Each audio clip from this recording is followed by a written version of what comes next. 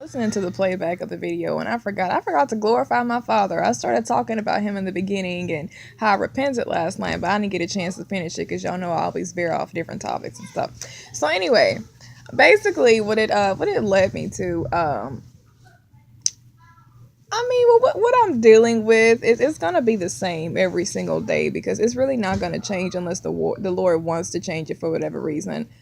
But I will just say this much. I have noticed very quickly, like I said in the last video, it is pointless for you to go to any higher authority, especially if they're all in that mess together. They're defending each other, they're having each other's backs, they're crooked. They reinforce rules on certain employees, but they don't abide by them themselves, and they know they don't. And if you are to make any type of complaint about it, they may on the onset make it seem like they'll do something about it, but in reality, they won't because they don't really want anything to change. They're not concerned about it to that degree. So, what God has shown me is just how irrelevant it is to go to them. And I went to him in prayer last night, and I was just kind of complaining about the whole situation to him, which is that's the best thing for you to do, to be honest with you. If you're going to complain to any higher authority or any higher entity about anything in this earth, you go to God.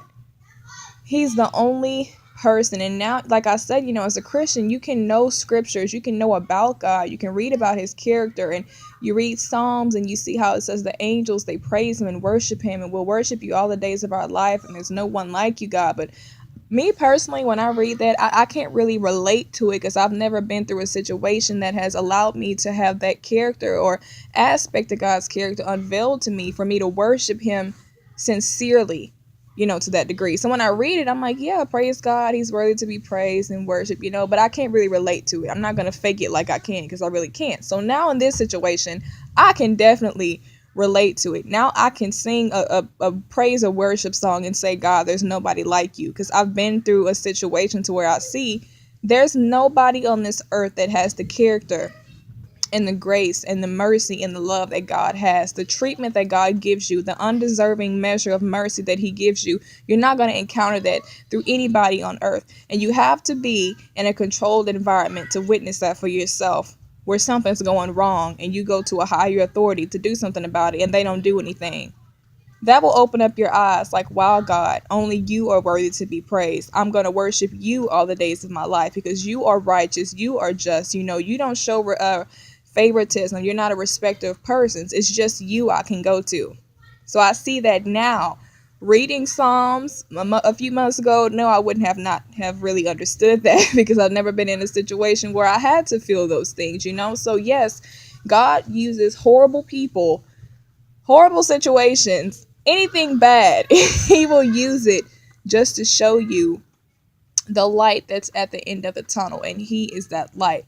We can't see the light because we're so if I say this word and it does not fit with this sentence, I'm gonna feel so corny. Accumulative. Y'all look it up and see if it fits. I'm gonna have to look it up too. But yeah, like if your paradigm is already kind of like, I'm gonna say like you kind of grown prone to, or you got used to how to deal with darkness, you don't really see the purpose in having God, is what I'm saying. I guess that's what I mean. So he kind of has to like put you in like these dire circumstances to where you are being treated like crap. He has to get you to see the cons of the matrix, the cons of the world, the cons of the wicked, so you can see the pros about him and why you should choose God as your insurance. And not the world, okay? Because the world is crunchy, the world is selfish, they don't care about you, they have no righteousness in them to even care to that degree to make sure that there's nothing but equity going all around for everybody to be happy. They don't care. The only person that cares about stuff like that is Jesus. So you have to go to him. And thank God that he is the God of everyone, and he is the judge of the living and the dead. So you have, look, if God is for you, nobody can be against you. That's all I got to say. So you're good to go as long as you're going to God about stuff. Anyway, I keep veering off topic. I was talking to him last night, and I started crying because I don't know. I guess like I've never just really experienced how just the humility that comes with you having the privilege to go to God boldly, to his throne, and knowing that he is going to give you mercy and grace in your time of need. Now compare God to your manager. You see what I'm talking about now? That's exactly what I'm talking about. Can you always say that you can go to a manager or a assistant manager or somebody over them? Can you always be confident that they're going to treat you a certain way in consistency? Are they always going to have the consistent unconditional love? Are they going to be able to look at you through eyes of professionalism and not personal, how they personally feel about you? No, you cannot say that because they're flip-floppy. They're human. They're flawed individuals. You should not even set high expectations like that with people like that, regardless of what job position they have. It's not realistic. And if there is a company like that, I sure would like to see. I mean, what is it? Jesus Corporation? I really don't know.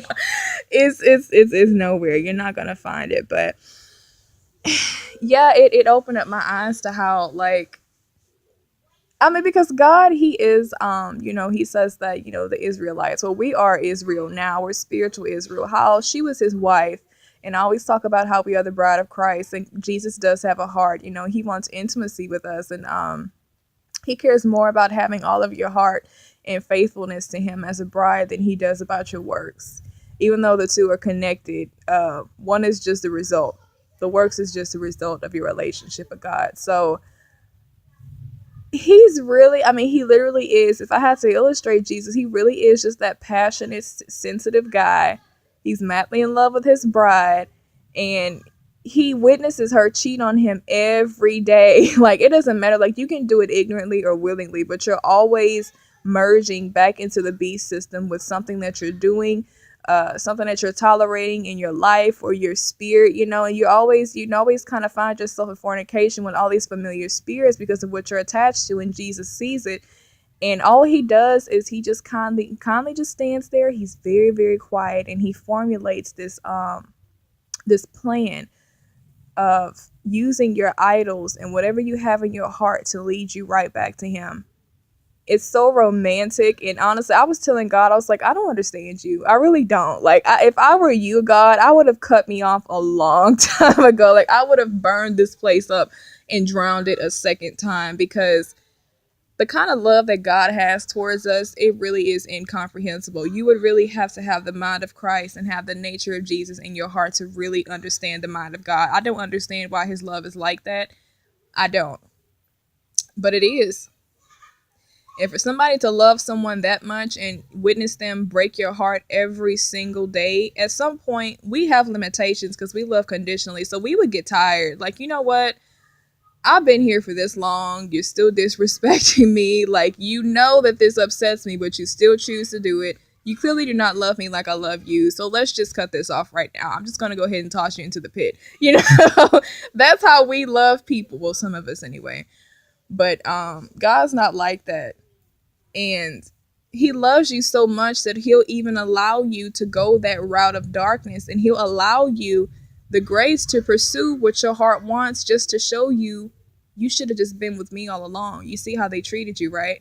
You see what happened. You wanted it so bad. That's where you wanted to be. That's where you wanted to go. Now look what they did to you. And it kind of opened your eyes like, wow, look what I had back there. I had Jesus. He loved me. He's gracious towards me. All I had to do was really sacrifice myself, sacrifice a few things, and I couldn't do that because I had so much pride in my heart. And I ended up disrespecting the only person that genuinely loved me the whole time, and it was you.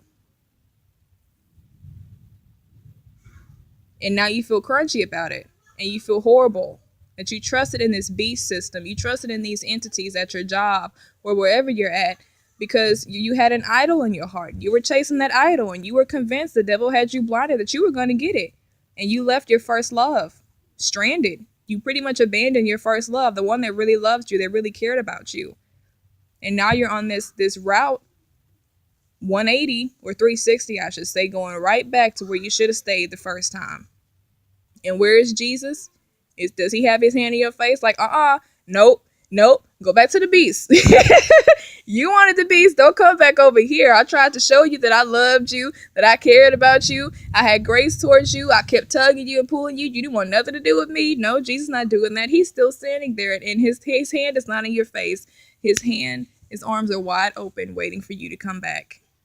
And He's more than happy that you finally see what He's been trying to show you all along. They don't care about you. I love you. The world does not love you. The world does not care about you. I do. I don't know how much it's going to take for me to convince you of that. If you ever have an idol again in the future, I might just let you pursue that as well, just to show you over and over and over again, it was me all along. I'm the true love that you're looking for. So, yes, God will allow you to go that deep down into the belly of the beast. He will allow you to go down to the ocean floor. He will let you hit rock bottom just to show you how He is the true light. Sometimes it takes that much. God has to let you go down that deep just for you to see, wow, the real love was there the whole time, and I just pretty much abandoned it. I abandoned the Lord. I left Him. For what? The devil? You see what the devil did to you, right? The devil ripped you to shreds. Didn't treat you like a human. There's nothing good in Satan or his children. I don't know why we don't believe that when we read the word, but God actually has to let you. I always say experience is a better teacher. It really, really is. Once you experience it for yourself, you will never, ever. I mean, if you do, you're really stupid, but you will never, ever, ever, ever go that route again and betray the Lord and go against Him in unfaithfulness, in adultery, spiritual adultery. Never. Because now you see the fruit of choosing anything and everything else but Jesus Christ. Now, it really just shows you how big God's heart is, too, because we read it, but He knows that even when you read it, you still don't really know. So He, like I said, He has to teach you different aspects about Himself through experience. I'm going to let you hit rock bottom and then receive you right back with unconditional love, just to show you how great my mercy and my love and my just the abundance of my grace is. Now you see, I'm rich in mercy. You read it before, now you live it. Now you experience for yourself. I really do love you. Everything that you've done that I have witnessed, because I see everything, it's in Proverbs 15. The Lord beholds everything, the evil and the good, in every place. I see it. That's the details of it. I understood your thoughts before you even went ahead and did it. Like I see all that stuff, and still I welcome you back under no conditions. Full love, full mercy, full grace. You don't understand it. You really, really don't. But I was talking to him last night and I was telling him that, and I just felt so horrible because I was like, oh my God, I did this again. We do it in different ways, but that's what I was telling him. I was like, God, I'm so sorry. I said, I've been so stressed out. I've gone to the manager about so many different things, and honestly, these people do not really care at all. And it's just led me right back to you. I have to come and I have to talk to you about it. And I just feel so bad because I've been handling it the wrong way when I could have just came to you and rested. I could have been resting these last 2 or 3 weeks and just let you deal with it in your sovereignty and just trust that you're going to do it according to how you want to do it, and not stressing myself out. And I said, God, I'm sorry for running to these people when I could have ran to you. And the nerve of me to come, not that I was comparing them to him, but I just had to really apologize to him, and I had to just give him praise and glory. Like, you really can't say that there's anybody else on this earth that's going to treat you the way God would treat you as an authority figure, because they won't. There's nobody like him. And this is why you'll read that in scripture. Who is like the Lord? Nobody.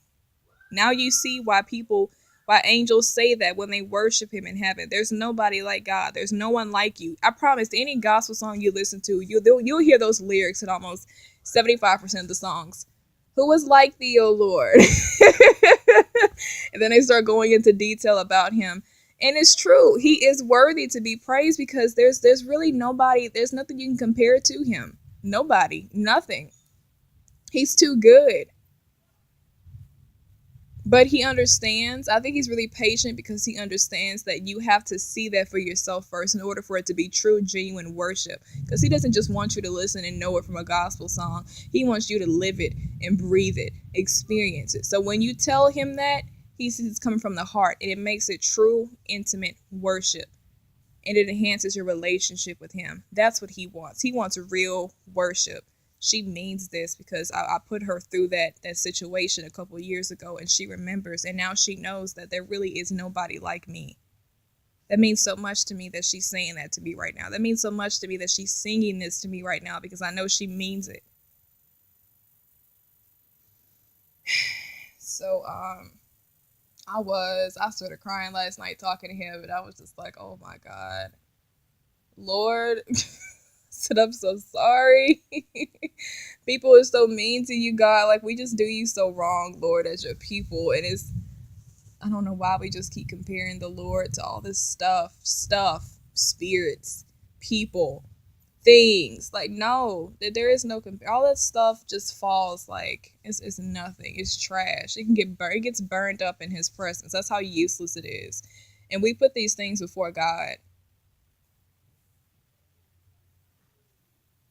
I mean, he definitely, like, he's smart. He has so much wisdom when he goes about teaching you this stuff, but he's still a person, though, and I guess that's the really thing that just gives it the awe factor when it comes to worshiping him, because it's like, dang, you mean you an actual person? I mean, you're not flesh, but you're a person, and you have a heart, and you deal with this stuff. Like, how much has your heart been broken, and you're still like, ooh. Look, a lot of us ladies, we couldn't do it, right? Like, man, you took a lot of crap. And you're still like, you still have enough wisdom and strength and like power to formulate plans to get them back to you. That is crazy. Who can do it though? Nobody but God. That's where the songs come from. So now you see. The True Lover Award goes to Jesus Christ, you guys. It truly does. But that's it. I'm going to go worship now, and I have to go to work in 2 hours with Satan. So I really need to get my spirit. I need to get in the spirit. I really, really do. So, but yeah, I just forgot to talk about him.